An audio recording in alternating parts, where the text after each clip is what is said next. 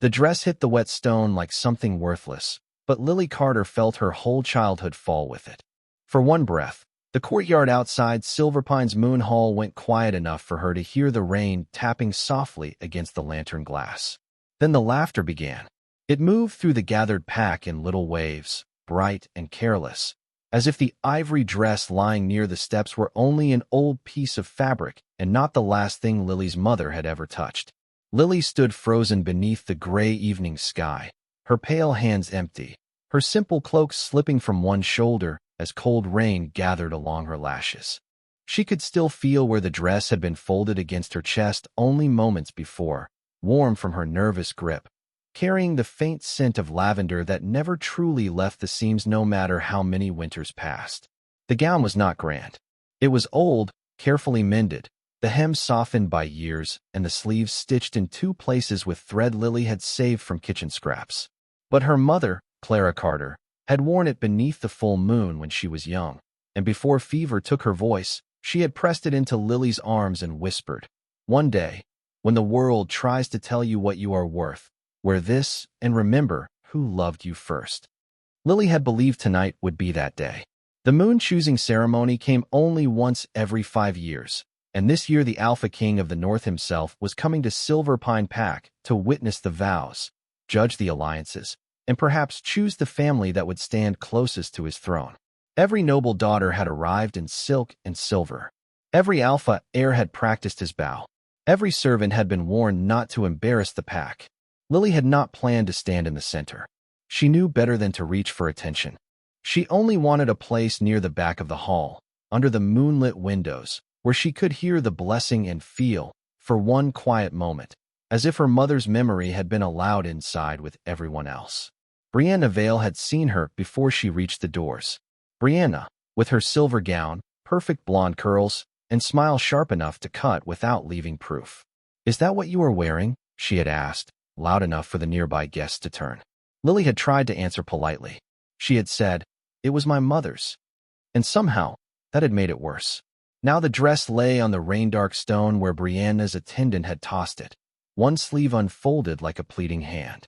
"This is a royal ceremony," Brianna said, her voice sweet with public cruelty, not a kitchen memory.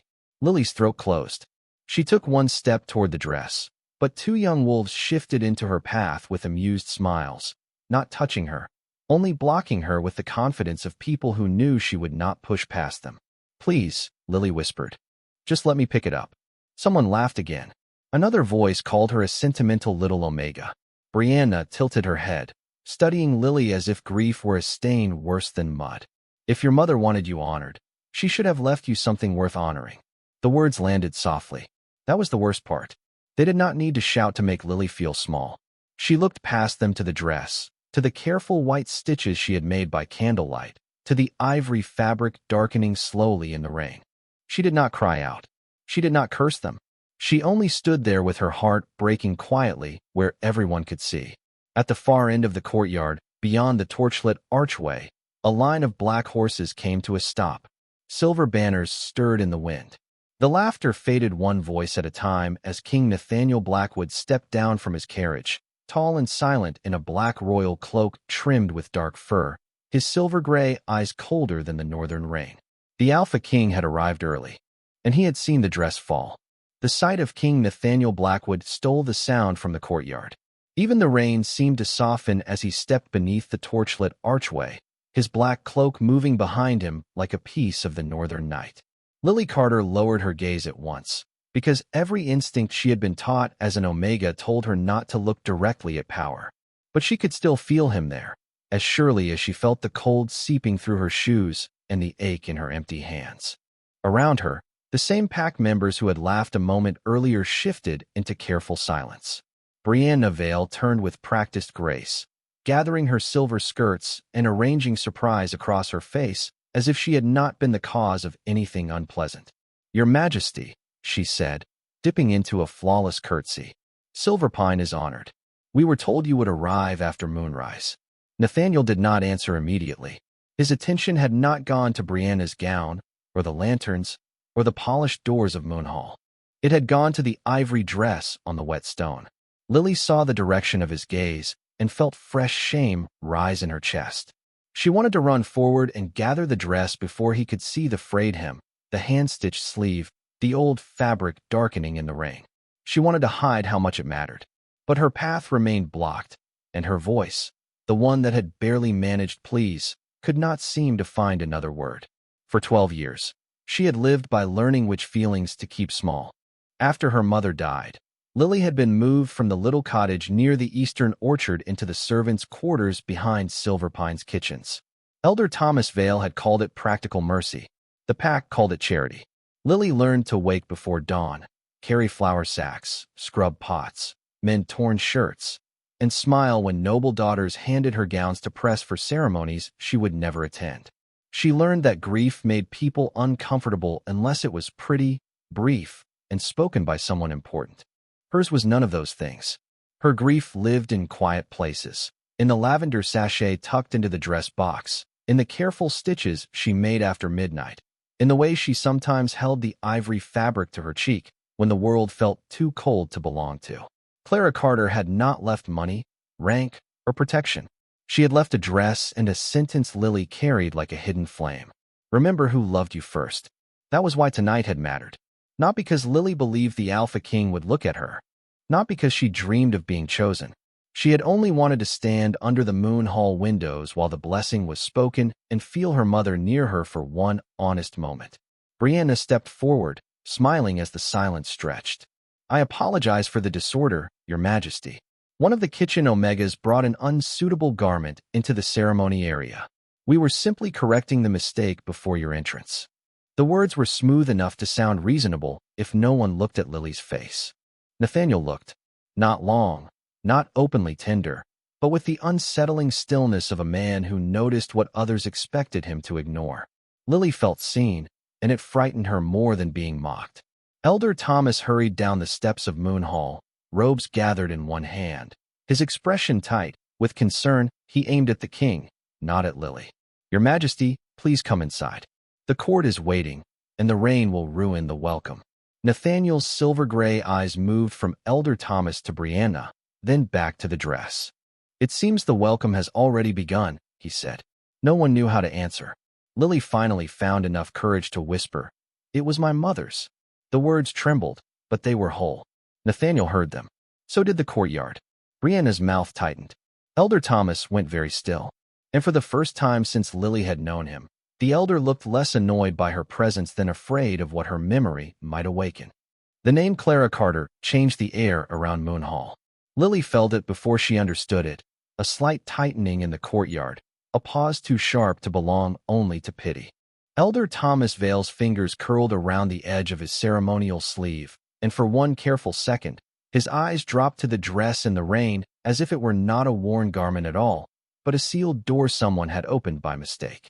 Many girls have mothers, Brianna said, recovering first with a light laugh that sounded too polished to be real. It does not make every old dress sacred. Lily flinched, but she did not look away from the ivory fabric. Her mother's name was still warm in her mouth, and somehow saying it before the king had made the cold less powerful. Nathaniel noticed. He noticed everything. The way the young Omega stood with her shoulders drawn in, not from guilt, but from years of being corrected for existing too visibly. The way Brianna's cruelty hid behind ceremony. The way Elder Thomas had reacted to a dead woman's name as if it could disturb the foundations of his authority. The Alpha King had not come to Silverpine only for the moon choosing. Publicly, he was here to witness alliances among the northern packs. Privately, he had come because the royal archives had begun to speak again. 3 months earlier, an old inventory from the First Luna's chamber had been discovered in the sealed wing of Blackwood Keep. It mentioned an ivory ceremonial dress, hand-embroidered along the hem with a crescent moon surrounding the northern star, removed from the palace during a winter dispute and never recovered. The council had dismissed it as a relic. Nathaniel had not. Old things did not vanish without hands helping them disappear. Now, in a rain-dark courtyard hundreds of miles from the royal keep, a poor Omega's dress lay abandoned at his feet, and an elder looked afraid of a seam. "Pick it up," Brianna ordered one of the attendants, her smile tightening. "Take it away before His Majesty is forced to stand in the rain over kitchen laundry." The attendant stepped forward, but Nathaniel lifted one gloved hand. The movement was small. The effect was immediate. No one moved. The rain tapped against stone, lantern glass, and the dark shoulders of the king's cloak. Lily's breath caught. She had spent most of her life watching other people decide what belonged to her. Her room after her mother died. Her work schedule. Her meals. Her place at gatherings. Even her grief had been managed, tolerated only when silent. But for the first time, someone with enough power to ignore the entire pack had stopped them from taking one more thing. Elder Thomas cleared his throat. Your Majesty, I assure you this matter is beneath royal concern. Nathaniel's gaze sharpened. A pack reveals itself by what it calls beneath concern. The words settled over the courtyard, quiet and merciless. Lily felt them touch something inside her that had been curled small for years. Brianna's cheeks colored, but she held her posture. Surely the North has greater matters than a servant girl's sentiment. Nathaniel turned fully toward her then. Sentiment is not shameful. Disrespect is. For the first time all evening, Brianna had no graceful answer. Lily looked at the king despite herself, and their eyes met across the rain. His were silver gray, cold enough to frighten armies. Yet in that moment they did not make her feel small. They made the laughter around her feel smaller. Then Nathaniel stepped past Brianna, past Elder Thomas, past the stunned attendants, and walked toward the dress. Nathaniel's boots crossed the rain-dark stone with a calm that made the courtyard feel smaller around him. No one spoke. No one dared to laugh now. The Alpha King of the North, the man every noble in Silverpine had dressed and rehearsed for, was walking past velvet gowns, silver jewelry, polished greetings, and carefully arranged beauty toward an old ivory dress lying near the steps. Lily stood frozen behind the two young wolves who had blocked her path, but they no longer looked amused. One moved aside without being asked, then the other followed. The space opened in front of her, sudden and impossible, yet Lily could not move. Her body had learned caution too deeply. When doors opened for people like her, they often closed harder afterward. Nathaniel stopped beside the dress. Rain beaded on the dark fur at his shoulders and slid from the edge of his cloak. For 1 second, he simply looked down at the fabric, at the hand-mended sleeve, at the softened hem, at the careful white stitching someone had made with more love than skill. Then, before the entire pack, he bent down. A sharp breath traveled through the courtyard. Lily heard it from every side, the stunned inhale of nobles watching a king do something they believed beneath him. His cloak brushed the wet stone.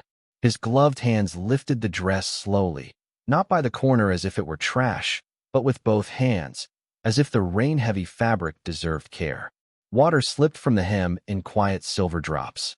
The ivory cloth unfolded over his arms, and for a moment, under the lantern light, it looked less like a ruined dress and more like a memory being raised from the ground. Lily pressed one hand to her chest. She had imagined picking it up herself, imagined smoothing the fabric while everyone laughed, imagined carrying it back to the servants' quarters and crying into it where no one could see. She had not imagined this. Nathaniel studied the embroidery along the lower edge. Most of it appeared simple at first, tiny pale vines, moonflowers, narrow loops of thread nearly hidden by age. But as rainwater ran over the hem, a faint silver line appeared beneath the white stitching, delicate and precise, tracing a shape Lily had never noticed in full. A crescent moon. A northern star. Elder Thomas made a small sound behind her, quickly swallowed. Nathaniel heard it. So did Lily. The king lifted his eyes, and the elder looked away too late. Brianna stepped forward, her smile strained. Your Majesty, you honor us with your kindness, but truly, that garment has no place in a royal ceremony. Nathaniel held the dress a little higher, shielding it from the rain with his own cloak. Then the ceremony has misunderstood honor. The words fell cleanly, without anger, but they cut through every excuse the courtyard had been preparing. Brianna's cheeks flushed. It is old. So are crowns. It is patched. So are histories. It belongs to an Omega servant. Nathaniel turned then, looking at Lily with a steadiness that made her breath tremble. It belongs to a daughter. The courtyard went still in a way silence had never gone still for Lily before. Not empty. Listening. Nathaniel walked toward her, carrying the dress across both arms. The wolves who had blocked her stepped farther aside, heads lowered. Lily wanted to reach for the dress, but her hands hovered uncertainly, afraid of staining what the king had just made sacred again. Nathaniel stopped before her. Up close, he seemed even taller, colder, yet not cruel. Rain touched the sharp planes of his face and caught in his silver-gray eyes like moonlight. "Your mother's name," he said quietly. "Say it again." Lily swallowed. "Clara Carter." Elder Thomas closed his eyes for half a second. Nathaniel's gaze shifted to the silver pattern glowing faintly along the hem. "Clara Carter," he repeated, and the name no longer sounded like something forgotten. It sounded like a door opening in the north. The name did not echo loudly, yet it seemed to reach every corner of the courtyard. Clara Carter. Lily had spoken it 1,000 times in private, into folded fabric, into kitchen steam, into the quiet dark before sleep, but she had never heard a king repeat it with reverence. Nathaniel held the dress between them, and the silver pattern along the hem glimmered once more beneath the rain, faint but alive, like a memory answering its own name. Elder Thomas opened his eyes slowly. His face had lost the steady authority he wore during ceremonies. For the first time Lily could remember, he looked old. "Your Majesty," he said carefully, "many women have carried the Carter name. It is not uncommon among border families." Nathaniel did not look away from the glowing thread. "But the crescent and northern star are uncommon." The elder's mouth tightened. Brianna's gaze flicked from the dress to her father, and something uncertain crossed her perfect face. She had mocked the gown because it looked poor. She had not expected it to become a question no one powerful wished to answer. Lily felt the air press around her. She wanted her mother suddenly, not as a memory, not as a dress, but as a voice beside her telling her what to do when strangers began looking at grief like evidence. Nathaniel seemed to understand the fear before she could name it. He lowered the dress gently into her arms. "It is yours," he said. "Not the pacts, not the ceremonies, not history's. Yours." Lily clutched the ivory fabric to her chest, and the rain-cool cloth warmed beneath her fingers. For one small second, she was not in the courtyard at all. She was 6 years old again, standing on a chair while her mother pinned the sleeves of the dress and laughed softly, because Lily kept asking if moonlight could be sewn into fabric. Clara had smiled then, tired but bright, and said, "Only if the heart doing the sewing remembers what it is protecting." Lily had never understood. She was beginning to. Brianna stepped in, voice strained but still beautiful. "Even if the embroidery is old, Your Majesty, it proves nothing. The girl is emotional. Servants collect stories. They make themselves important with borrowed memories." Lily looked down. The familiar shame tried to rise, but the dress in her arms felt heavier than shame now, weighted with something stronger. Nathaniel turned his head toward Brianna. "A person does not become less truthful because you prefer her silent." The courtyard stilled again. Elder Thomas raised a hand, not quite in command, not quite in plea. "This is a delicate matter. If there is some historical confusion, it should be discussed privately after the ceremony." Privately. Lily knew that word. Privately was where apologies were demanded. Privately was where records disappeared into locked rooms. Privately was where her mother's name had been kept until it became small enough for the pack to step over. Nathaniel's eyes sharpened. "No," one word, and the rain seemed to pause around it. "This began in public. It will not be buried in private." A murmur passed through the gathered pack. Lily felt her knees tremble, but she stayed upright. She could feel the embroidery warming through the cloth against her palms, pulsing softly with the rhythm of her breath. Nathaniel noticed. So did Elder Thomas. The elder's fear deepened, no longer hidden behind ceremony. "Ask him," Nathaniel said quietly to Lily. She looked up, startled. "What?" Whatever question your mother was not allowed to answer. The world narrowed to Elder Thomas's face. Lily thought of the sealed box under her bed, the lavender sachet, the dress, the way Clara had gone quiet whenever Silverpine's council passed their cottage. Her voice came out soft, but steady. "Why did my mother hide this dress?" Elder Thomas did not answer. That silence did more than any confession could. Nathaniel stepped beside Lily, not in front of her, not speaking over her, but close enough that the entire pack understood she would not face the answer alone. For several seconds, the only answer Elder Thomas gave was the sound of rain sliding from the moon hall roof. Lily held her mother's dress against her chest, feeling the strange warmth in the embroidery grow steadier with every breath she managed to take. The courtyard watched her now with a different kind of attention, not the sharp amusement from before, not the careless judgment that had followed her for years, but the uneasy focus people gave to a truth they had laughed at too soon. Elder Thomas looked from Lily to Nathaniel, then to the crescent and northern star glowing along the hem. "Your mother was a complicated woman," he said at last. The words were careful, too careful. Lily's fingers tightened around the ivory fabric. "That is not an answer." A quiet ripple moved through the pack. Lily Carter, the kitchen Omega, had spoken to an elder without lowering her head. She felt the shock of it almost as much as they did, but Nathaniel remained beside her, steady as a wall of winter stone, and the courage she had borrowed from his silence did not leave. Elder Thomas swallowed. Clara came to Silverpine under protection. She asked for anonymity. "From whom?" Lily asked. His gaze flicked toward the king. Nathaniel's expression did not change, but the air around him cooled. "From the north," the elder said softly.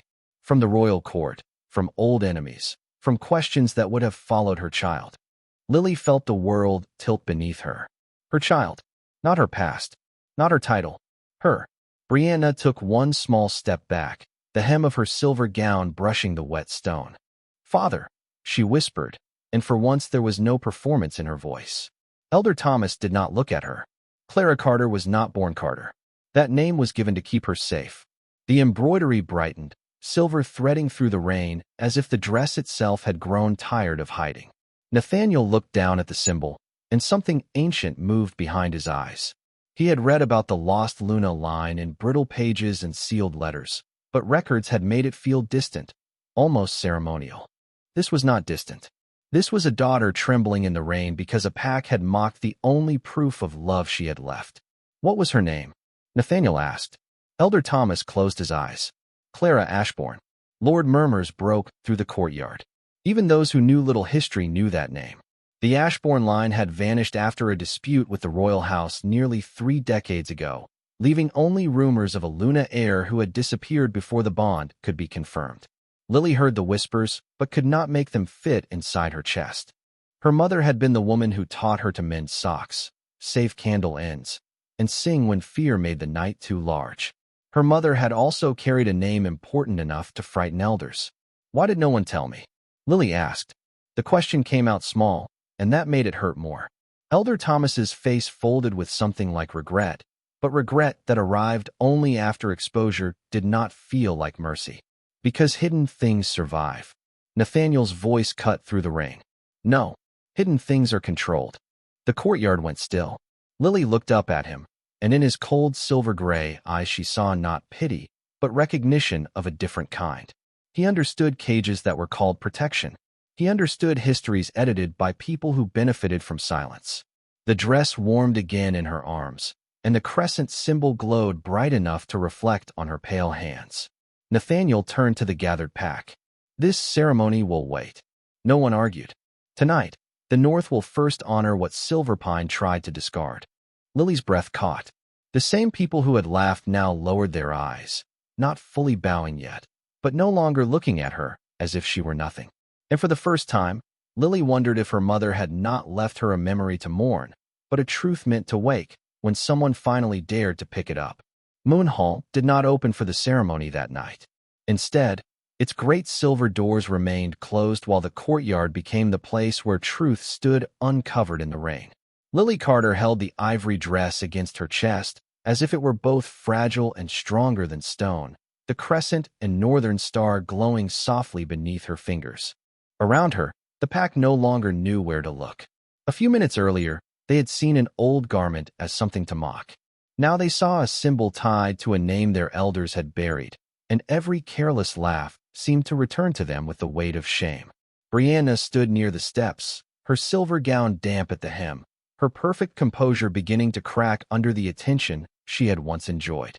"This changes nothing," she said, though her voice had lost its sweetness. Even if her mother carried some old name, Lily was raised here as an Omega servant. Blood does not teach grace. Rank does. Nathaniel's gaze moved to her, calm and cold. Grace is not learned by humiliating someone who cannot answer back. Brianna's lips parted, but no reply came quickly enough to save her pride. Elder Thomas looked older with every passing second.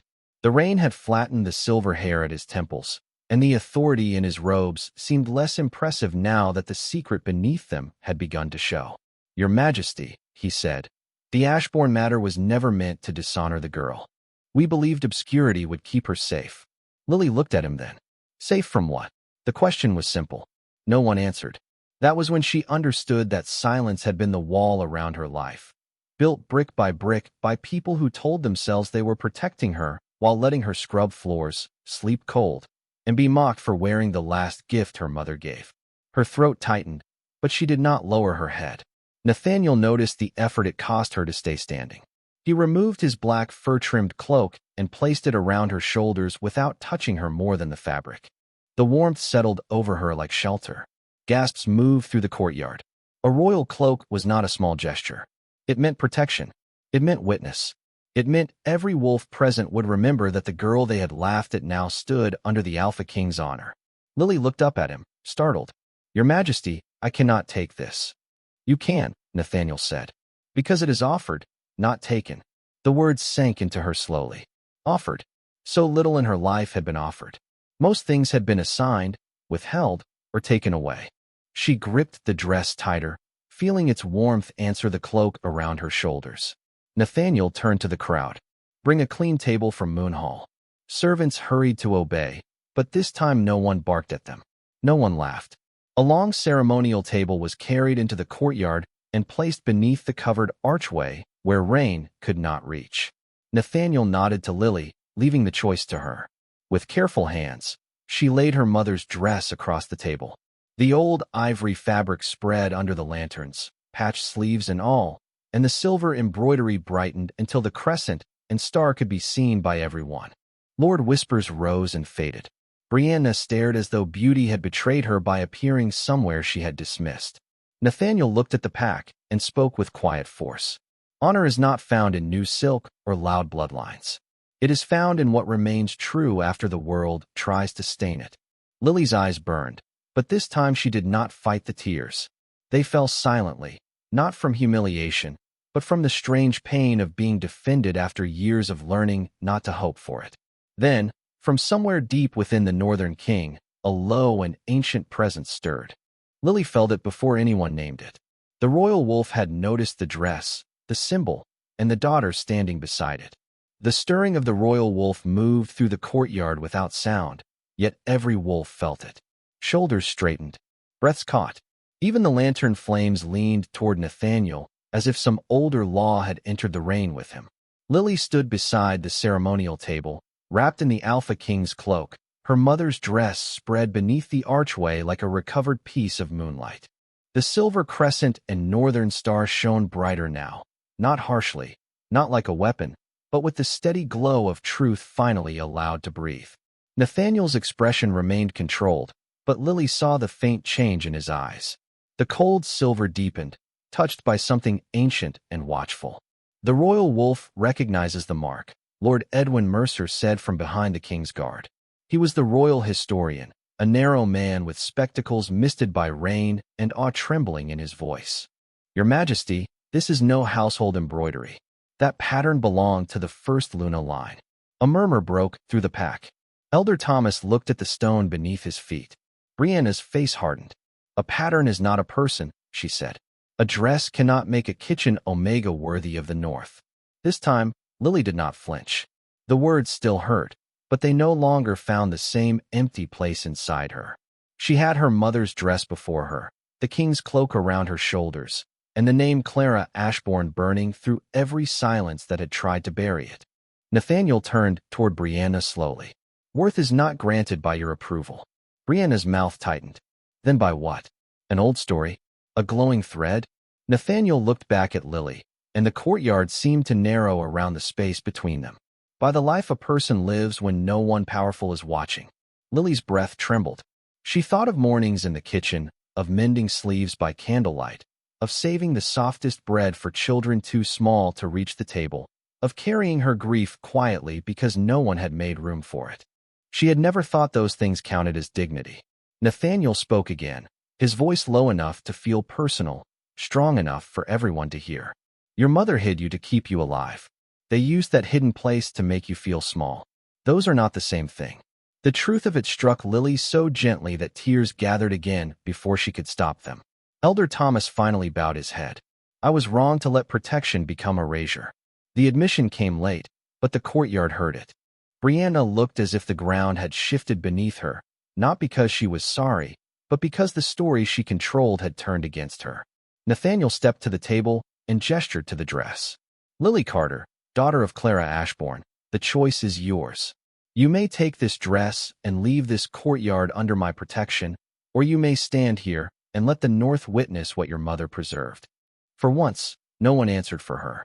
No elder, no noble daughter, no pack that had mistaken silence for consent. Lily touched the silver embroidery with careful fingers.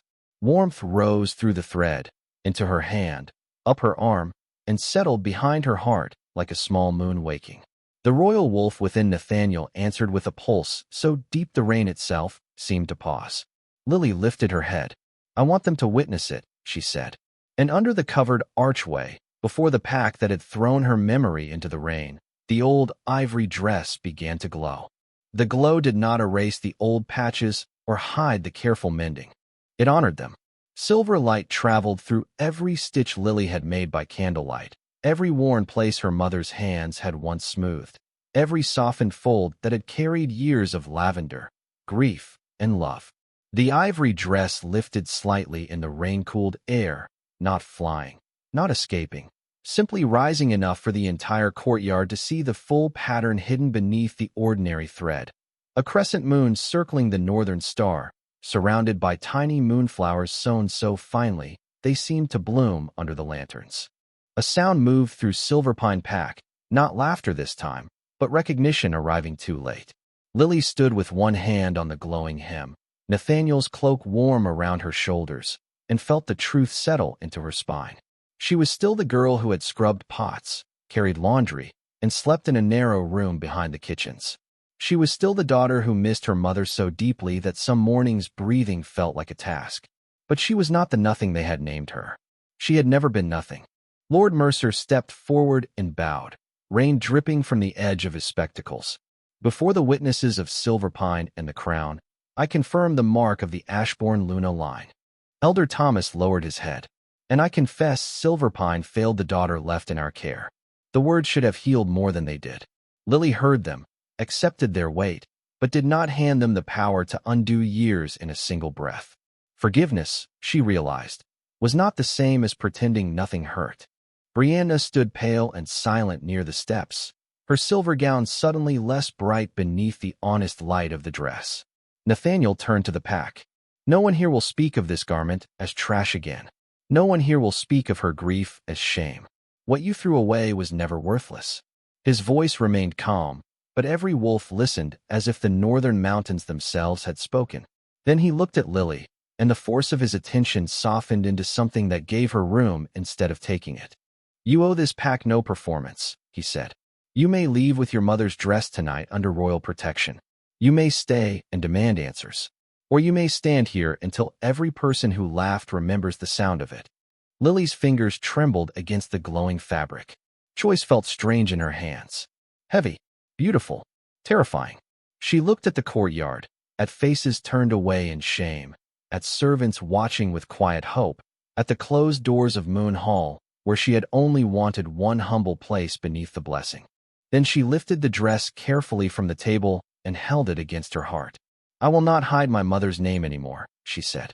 Her voice was soft, but it carried. And I will not let anyone call love worthless just because it came wrapped in old cloth. The royal wolf answered. Lily felt it bow through the air before she understood what was happening, an ancient presence within Nathaniel lowering itself not to command her, but to honor the sign her mother had preserved. The crescent on the dress brightened one final time, and moonlight broke through the clouds above Silverpine, washing the courtyard in silver. One by one, the pack lowered their heads, not to fear, not to rank, to the girl they had overlooked, and to the mother whose love had outlived every lie. Nathaniel stood beside Lily without claiming her, his cold presence turned sheltering, his silver-gray eyes fixed on the glowing star at the hem. The North has found what it lost, he said quietly. Lily held the dress closer, feeling, for the first time since childhood, that her mother's arms had not vanished completely.